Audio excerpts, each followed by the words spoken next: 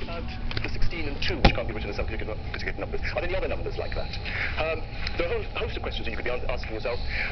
Try and use the diagram and the algebra to help you, and have a go at whichever question intrigues you most. I think I'm going to bring it together. It's just a fantastic amount of insights and discoveries being made in this room. It makes my heart to stop here working. I don't sort of want to give away too much because I'm hoping that some of you will want to go back home and sort of carry on playing around with these ideas, and there is so much to discover. Some of you perhaps aren't used to interpreting the algebraic representations, so I think if you were working on 6 consecutive numbers, and you express the 6 consecutive numbers as a plus 1, a plus 2, a plus 3, a plus 4, and a plus 5, and then you imagine adding all 6 consecutive numbers, then I think you would get 6a plus 15. And it might not be completely obvious what that kind of number is. So there are 2 things about it. One is that it tells you it must be an odd number, because all multiples of 6 are even. So if you add an odd number, you're going to get an odd total. But of course, it's not every odd number. So one thing you can do here is say, well, look, I know that's a multiple of 6. And if I add another 6, I will get another multiple of 6. Can I add another 6? Yeah, I've got 15, so I'm all right. So I've got 6a plus 6 plus 6 plus 3. So I can split the 15 up into groups of 6, something left over. And then I can say to myself, all that there is a multiple of 6. And then I've got to add 3. So that was very similar to the multiples of 4, where we had a multiple of 4 plus 2. For consecutive numbers, we get multiples of 6 plus 3. Okay. Somebody came up to me and said that you thought that powers of 2, so 1, 2, 4, 8, 16, 32, 64, cannot be written as sum of consecutive numbers. Now this seems quite difficult to prove, because these go on forever. There are an infinite number of these. And how are we going to prove that this can't be done, can't ever be done with either 2 or 3 or 4 or 5, or 17 consecutive numbers, or 162 consecutive numbers? It seems like a really difficult thing to prove. So let's think about, first of all, what's special about these numbers as compared to all other numbers. If I take a number like 16, say, all the factors of 16 are even. So 16 is made up. And they're even because if I express 16 as a product of its prime factors, then it's 2 times 2. There are no odd factors that contribute to building up 16. Whereas with all other numbers, you get at least one odd factor. So if we take 30, for example, 30 is made up from 2 times 15, and 15 is 3 times 5. So it's got some odd factors. If I take 40, that's 2 times 2, that's 2 times 5. Any number which is not on this list is going to have some odd factors. So instead of proving that these can't be done, what I want to do is prove to you that whenever I add consecutive numbers, I'm always going to get a number from here, a number that's got odd factors, or at least one odd factor. Okay, so I'll just repeat that again. We think this is possible to do, and I'm going to prove that by showing you that whenever I describe a number, whenever I can split a number into consecutive numbers, I'm always going to get a total which has got an odd factor. Okay, so here goes. Let's imagine that we've got consecutive numbers. And we're going to carry on. Yep. So I'm not going to decide how big my first number is at this stage. I'm not going to decide how many. So this could just be 5 or 6 consecutive numbers, but it could be 106 consecutive numbers. This could be a small number, or it could be in the thousands. Now what happens? How can I add these numbers?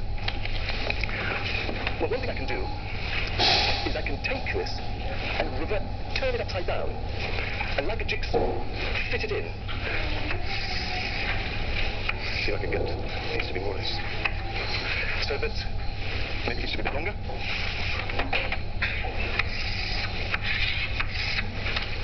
So this bit of bar ends up here. That bit ends up there. That bit ends up there. This one ends up there. So this is quite a nice clever way of adding lots of consecutive numbers, because all I need to do now is work out the area of this rectangle. and then I need to halve it, because I only want half the area of the rectangle. So my yellow numbers make up half the rectangle. The whole rectangle gives me the sum of the yellow. Okay, so what could my first number have been? Well, let's imagine it was an even number. And let's imagine this was an even number. What does that tell me about how many rows I have? So numbers go even, odd, even, odd, even, odd, even, odd. And I'm finishing with even. Yep. So it could be an odd number of rows. If this is even, then this must be even. If this is even, then this must be even. So the width of the rectangle is even. I said I only wanted the area of half the rectangle. So I'm going to be able to split the rectangle in the middle. Once I've worked out the area of the rectangle, I can cut it in half. Half the rectangle is the sum of my numbers. But half my rectangle is the width times an odd number. So that total must have an odd factor. Okay?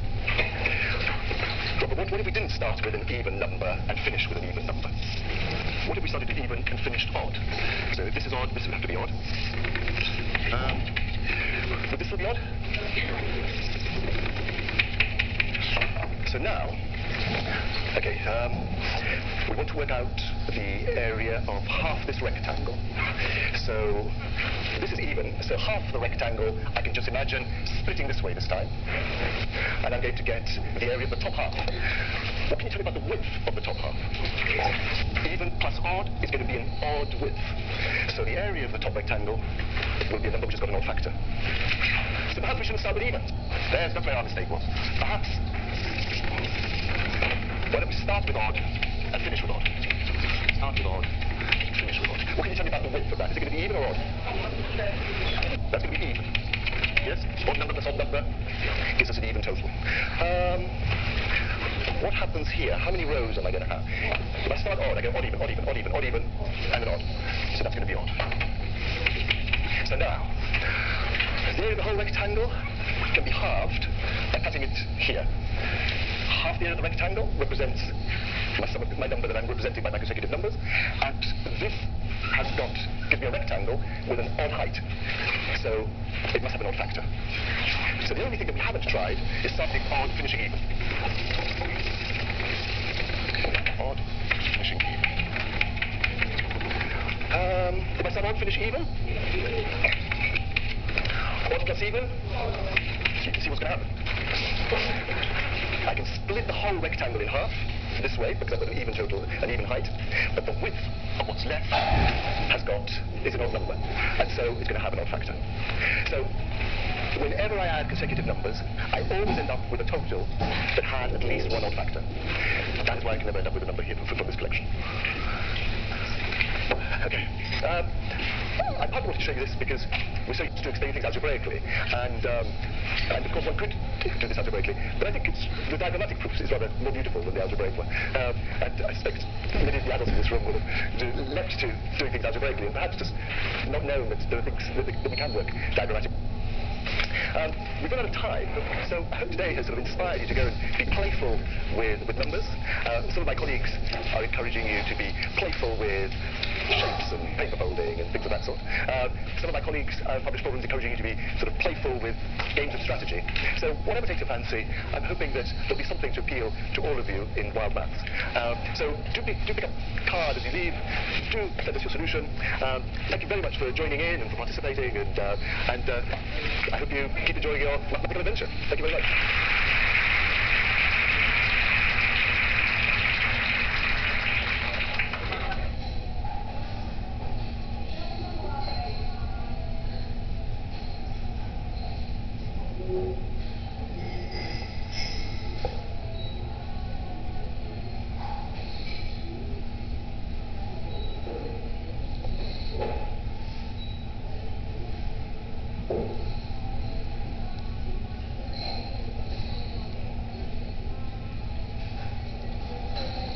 Good afternoon, everybody. Welcome to the Centre for Mathematical Sciences. Welcome to Thinking Mathematically. I just this is hardly going to be a talk. It's going to be an invitation to you to come and work like mathematicians for an hour. Hence the paper and pencils on your benches. So when we think about poets, we think about people playing with words, playing with images and metaphors. When we think about musicians, we think about people playing with notes and chords, with rhythm and tempo. When we think of artists, we think of people playing with colour and texture and form. In that spirit, I'd like to invite you today to play with numbers. And in particular, I want to think about numbers that can be expressed as the sum of consecutive numbers. So, let me give you a few examples. Perhaps somebody can give me a number to start with. Something, I don't know, between 10 and 40. 31. 31. Okay, so 31 is a really interesting number because it can be written as the sum of two consecutive numbers. It's 15 plus 16. You also had your hand up there. Can you give me another number? Somewhere between 10 and 40 is 30? 13. Okay. 13 is also an interesting number. It can also be written as a sum of two consecutive numbers. It's 6 plus 7. Can I have a couple more numbers? Yes. 38. 28 or 38? 38. 38? 38 is really interesting. Because it can be written as a sum of four consecutive numbers.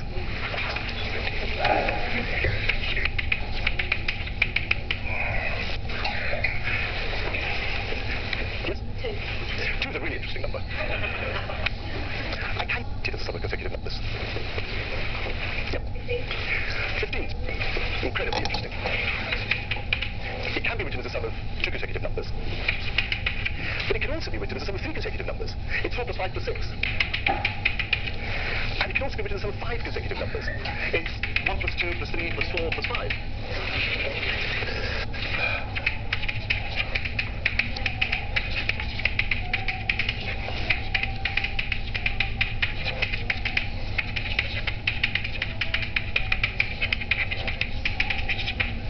So you've managed to give me lots of really interesting numbers. Okay, here we go. One last interesting number. 27. 27 is really interesting. It can be written as a sum of two consecutive numbers. But it can also be written as a sum of three consecutive numbers. But it can also be written as a sum of six consecutive numbers. Am I going to be able to do this?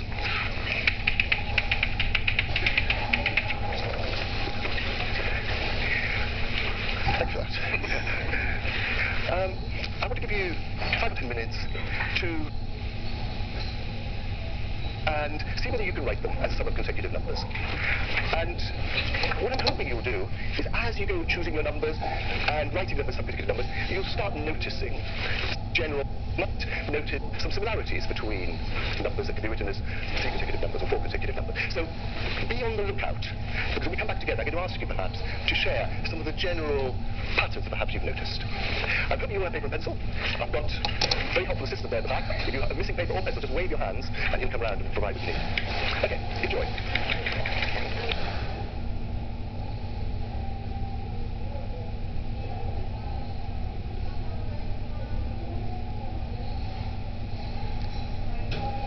Okay, so I'm here with Vicky Neal at the Centre for Mathematical Sciences in Cambridge. Vicky, would you like to introduce yourself? Yeah, hello, I'm Vicky Neal. I'm the Whitehead Lecturer at the Mathematical Institute at Balliol College, the University of Oxford.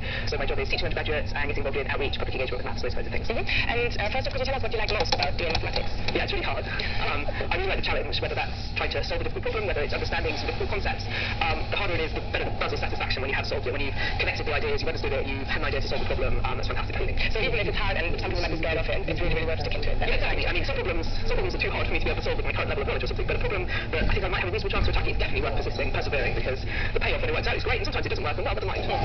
So could you tell us one or two of your favourite mathematical moments? Yes, I have a really clear memory of something that happened when I was sixth form, when I was doing my A-levels. And I remember suddenly realising that I could try to answer a problem in two ways. And I just had this moment of kind of terror. What if they give different answers? I mean, sort of hope they wouldn't, but I've been these two ways of thinking about this thing, and I just kind of had to grab a pencil right then and just spend a couple of minutes kind of checking that they gave the same answer. And what was so amazing about that was that I suddenly understood how these two different ways linked up, like that kind of connection between them. And that memory has really stuck with me. Much more than it would have done if somebody had explained to me, you could do this problem in these two ways. That kind of realization I could piece it together for myself was amazing. Okay. So I guess another quite strong memory I have that for me kind of captures the experience I might have of solving a problem was when I was working on a problem I was going to be teaching. So 30-year graph theory problem. Maybe I won't go into the details of the problem right now. And it was the kind of problem where it says, is it always true that, whatever. So either I was going to have to give a reason, like a proof, an explanation of why it's always true that this thing happens, or I was going to have to kind of construct an example, call it a counterexample, that shows that sometimes it doesn't happen, because look, here is an example where it doesn't happen. And the question didn't tell me which of those I was going to have to do, so it's kind of like, I've got to try it. It really wasn't obvious whether this thing was always going to be true or not. So I spent quite a long time, maybe an hour or two, thinking about why it should be true, trying to prove it, trying to give this explanation of why it's always true. And I just had this unbelievably beautiful idea. It's kind of related to somebody else on the problem sheet. This is it. I've got the solution. I did some scribbling, a little worked out. It was great. And I thought, I'll just write it out carefully and make sure I've got the details right. And it suddenly hit me that the argument was wrong. It was so disappointing. And then I thought, well, that proof doesn't work, because that proof is so bad that if that proof doesn't work, obviously the results are false. There must be an example that shows that this isn't always the case. So then I spent another couple of hours drawing little pictures on my piece of paper, trying very hard to come up with this example. And I really couldn't find an example. And then I got very kind of frustrated and wandered around the house a bit, kind of being cross and what am I going to do about this? I thought, well, I'll go back to that original attempt at the proof, because the idea was so lovely, I just didn't want to give up on it. I think, well, why exactly doesn't it work? What goes wrong?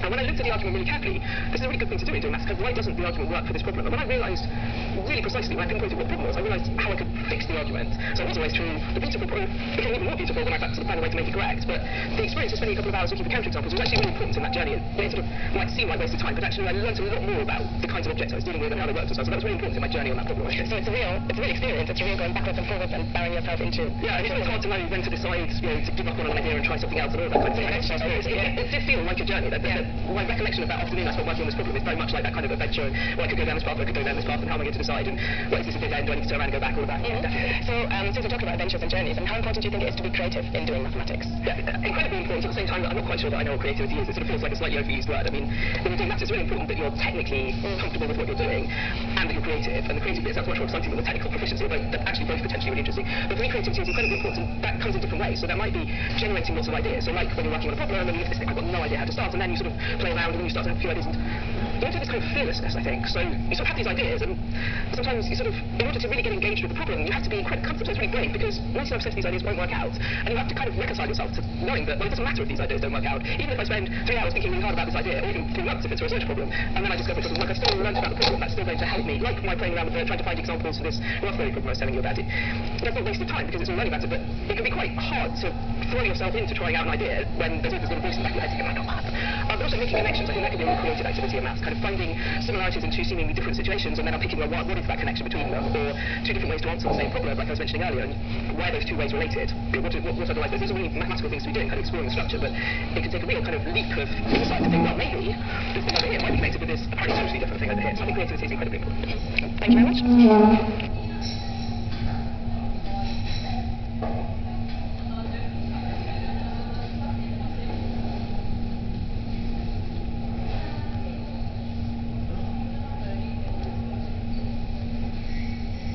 Hello, I'm Carola Schönlieb. I'm an applied mathematician here at the Faculty of Mathematics in Cambridge.